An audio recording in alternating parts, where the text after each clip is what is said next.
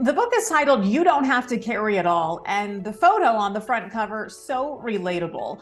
Author and former network TV news anchor Paula Faris is joining us. Paula, why did you decide to write this? And I wrote the book just based on my own experience, being a working mom and always feeling that tension, never feeling like I was nailing it. When I was working, I should be momming. When I was momming, I should be working. And then, Heather, when I really started to look into it from a journalist perspective, I realized that once you become a mother in America, you are paid less and valued less and scrutinized more. Paula, the portion of the book where you talk about rock bottom and burnout, what did that look like for you at its worst? When I was at the lowest of lows with burnout, I was very exacting with people. I didn't feel like myself. Even my husband and my kids were like, "Mom, you're acting a little bit different."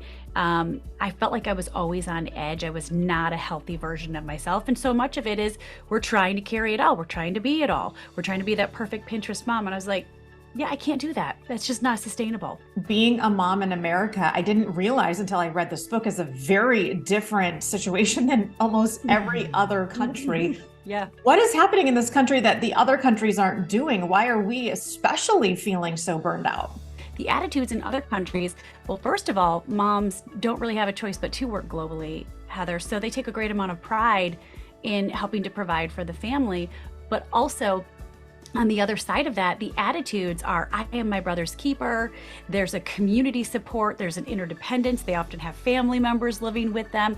And it's not your kid, your problem like it is here in America. And then they have social policies to help support families. One of the things I really like about this book, it doesn't just lay out all the problems that moms are facing. You have real tangible solutions in this. What are some of the solutions to this? Inviting men into the conversation. Corporate America also needs to step up. I have a whole chapter outlining the ways that corporate America can be invited into the conversation and what they can do and their responsibility, because it's not just the right thing to do to support mothers in the workplace.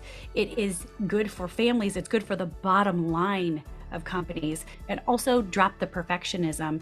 A friend of mine said, Paula, you're going to drop balls every single day. Keep the glass ones in up in the air, because those will shatter. Let the plastic ones fall. So I've just dropped the perfectionism, that's given me the freedom to just be the best imperfect version of myself that I can be. I don't compare myself to those perfect Pinterest moms, the unrealistic standard of June Cleaver. It's just not sustainable and it's not healthy.